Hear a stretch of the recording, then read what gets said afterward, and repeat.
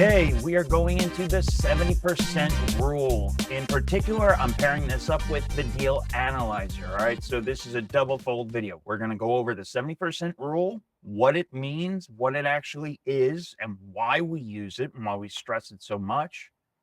And then also, we're going to go into the deal analyzer, the REIF deal analyzer. All right.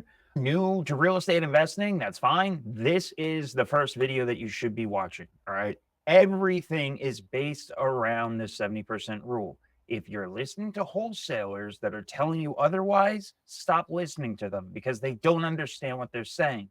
You can wholesale, but you still have to understand the 70% rule. All right. There's a reason why, if you're doing things the right way, you're going to have a better close rate. You're going to have a higher success rate, right? You're going to close more deals. You're going to make more money. I can't stress this enough. This tool, I know wholesalers like to knock this tool, but this tool, this equation is what has stood the test of time. If you want to be successful as a real estate investor, as a creative real estate investor, then you need to understand the 70% rule. So what is the 70% rule? The 70% rule is a quick way for you to calculate and maximize your return on no matter what the investment is, okay? It is your maximum allowable offer. How do you calculate the 70% rule? You take the ARV of the property, the after repair value, you multiply it by 70%, and then you subtract the estimated repair cost. That is going to get you your maximum allowable offer. If the property is worth $100,000 as the ARV, the after repaired value, that is the value you're going to sell it at eventually. Whoever's going to be that end buyer is going to sell that property, okay? That's not the current value. If it's $100,000 ARV, multiply by 70%, that's going to get you $70,000.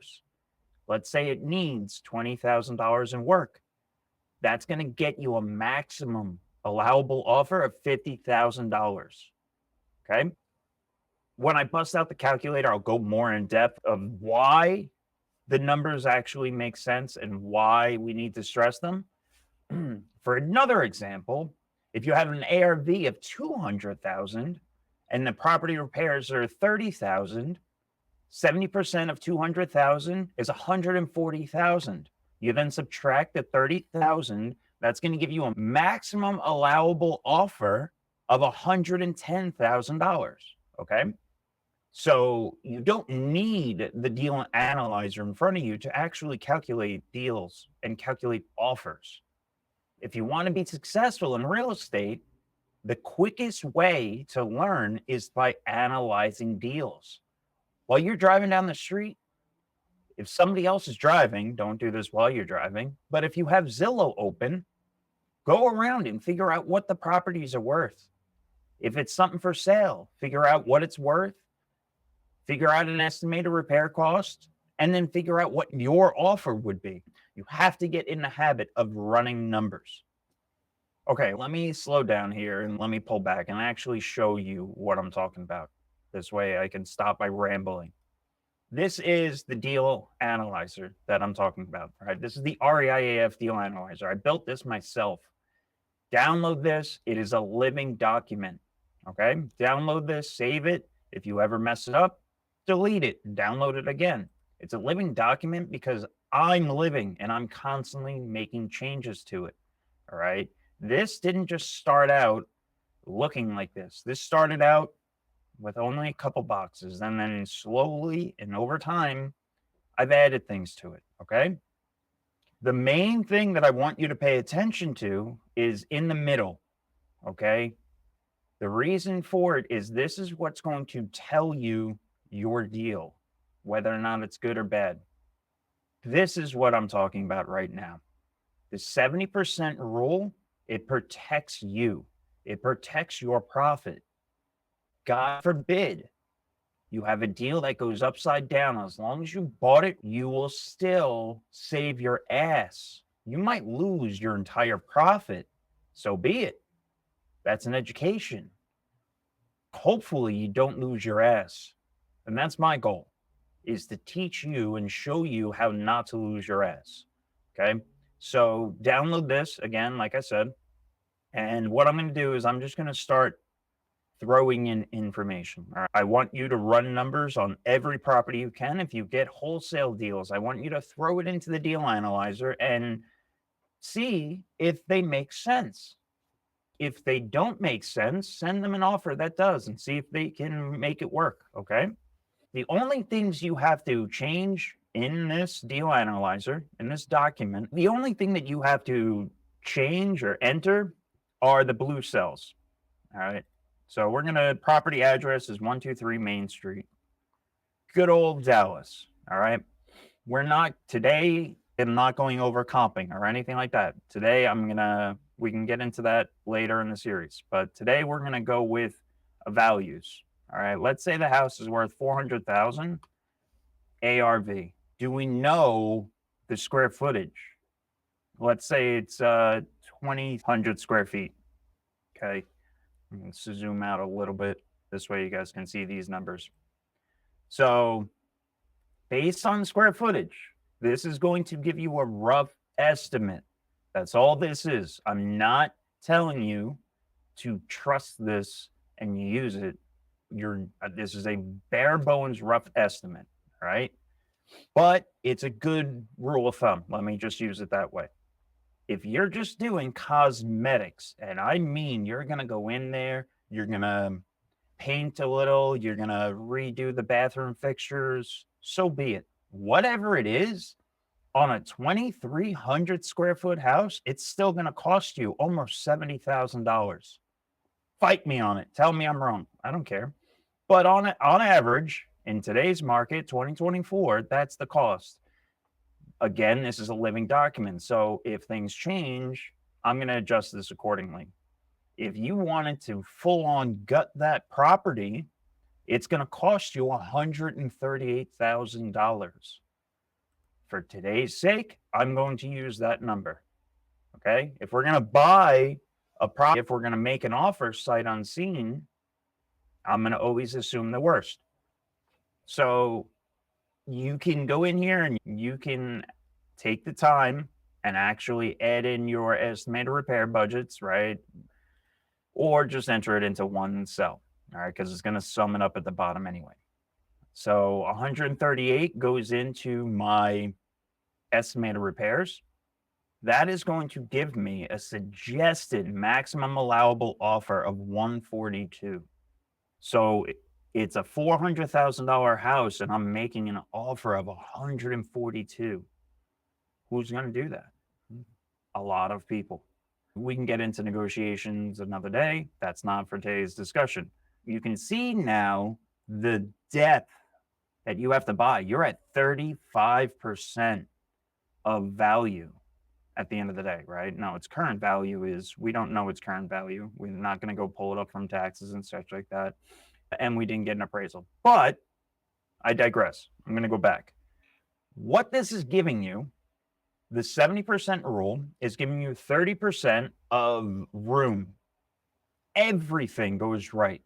If I spend $138,000 to redo this house, and if I pay $23,000 in closing costs, okay, I might make $96,000. It's not that bad. We can come over here. Where is it? That's an estimated ROI of 31%. That's damn good. What can go wrong? Why do we not start here though? Sorry, this one, 142. Why do we not start here? If you're saying to yourself 31%, almost 32% ROI, damn, that's real good. I'm definitely going to take that. This is where I get a little emotional. What happens if it sits on the market for 360 days or 180 days, right? You're no longer, are you going to sell it at 400,000? Okay. It quickly drops down. Okay. Now, what happens if it sells at 340,000. So we can update this. Is it still a good deal? Are you still headstrong to rush into it with that offer? Mind you, it only dropped 5, 10, 15% on the sales price.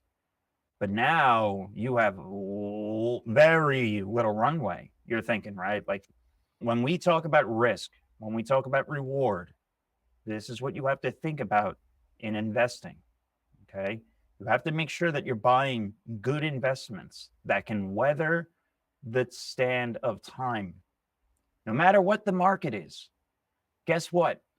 When in 2020 and 2021, when everything was screaming upwards and people were stumbling over themselves, making higher and higher offers, investors, professional investors, were still making the 70% ruled offers. They didn't get outbeat or outbid because they had professional negotiation techniques and they knew how to close deals. And also, they made a lot more money because they were buying significantly less. It just worked out that this number went the opposite way in that market. So instead of the ARV being 400, it went to 430. Okay. And now you're making a lot more money. All right. I want to go back to other things. When we say stress test your deal, when we say stress testing your deal, this is what we're talking about. Can your flip, I'm going to pull it in a little tighter for you guys. Can your flip stand 180, 360 days on market? At what point do you start losing money? Are you thinking that you can be in and out in 3 months, or you're only going to get a 6-month hard money loan? What happens if you end up going 6 or 8 months? Do the extension fees eat away at your profit? These are all things you have to ask yourself. Even if you're going to wholesale it. Okay, let me scoot over a little and go to the wholesale method. What is 5% of, I'm thinking, I don't have my calculator on me. 20? Okay, so let's back into it with the wholesale method. The wholesale method. Fine. We're going to come in here and we're going to enter our projected profit, what we want to make as the investor. 5%. Holy shit, that makes, how's that line? Holy shit, it's the same. It's the same. Who knew? Guys, they're just repurposing an old trick, okay? It's the same thing. You have to make sure that you're calculating offers that make sense. So I want you to look at this, even if you're a newer person looking to get into this thing and that you're only going to wholesale. Guess what? This is still how you make offers. This is still how you calculate deals. This would make you $20,000 and somebody else would be able to still make a profit on it. There's enough meat on the bone. Okay. Every time you look at a single family house, you have to think of it as a bar of gold. Somebody is going to have that bar of gold. All right. How can you make money from that bar of gold? Is it a small chunk in an assignment? Is it a note where you can then make dividends off it over time? Are you going to polish it up and sell it retail? There's a million different ways to skin a cat, guys. But at the end of the day, you have to understand how to value that bar of gold and actually make offers that make sense. Another thing that I like to do with this deal analyzer is I like to put other people's deals into this. Okay, so I will have them send me numbers. Hey, what's your purchase price? What's your ARV and what's your repair budget?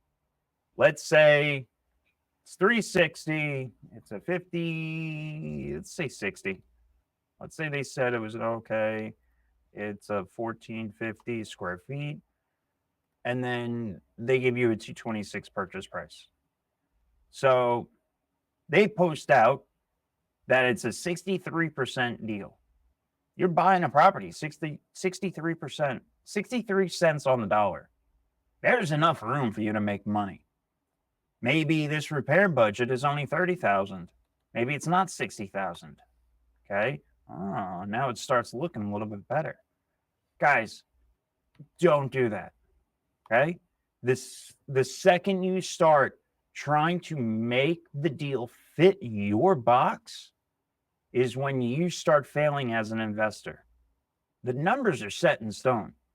The property's sitting, there's some form of lien on it or not. Somebody lives there or not. The property needs a certain amount of repairs or not. And the property is worth a certain amount of value or not, right? There's only so many factors that you can change in a deal. Okay. If you think that you can make a deal work, just, man, I know this is a good one. So many times investors get a lead on the hook and they think that they can make this deal work and they're going to jam it in. A round peg in a square hole isn't going to fit. Do the opposite. Push back the opposite way. Instead of trying to make this deal work, figure out, all right, if I need to be at a 192 offer, obviously, call them, talk to them, see if they have room on it. Listen, I want to get this done, but not at 228. Then there's no room for me to make any money. Because if I take this down and you're looking only at this number, this 50,000, the number that you need to be looking at is actually below it. Always take worst case scenario. At what point does the end buyer buy this property? The end buyer being a flipper, a homeowner, whatever. A wholesaler is going to sell to another wholesaler that's going to sell to a builder, whatever the case be. It has to make sense. And right now, doesn't really there's so little room. The only thing that this makes sense for is somebody that's going to overpay and somebody that's going to try to get really lucky. Because if this goes less than 6 months, it doesn't have to go that long before you're doing price reductions, before you're cutting yourself, or what happens if the repair budget isn't 60,000? Let's say it's 75. Goes over 15,000. That's a lot more than 75. Just going up by 15,000. And now you're, oh shit, I hope I sell right away, because if not, I'm not even making my money back anymore. So what's the point of me getting into this investment just to lose money? And it's going to cost money to get into this. There's always money involved. There's always closing costs. Even if you're using your own cash, there's still title, taxes. Are you going to have insurance on it? I hope this makes sense, guys, honestly. And if there doesn't, drop questions, let me know.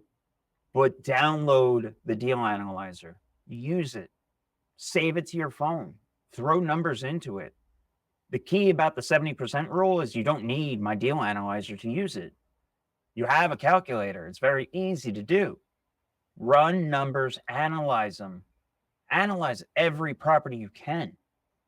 The sooner and the quicker you understand the 70% rule, the sooner and the quicker you'll be able to calculate correct offers and make them and close more deals.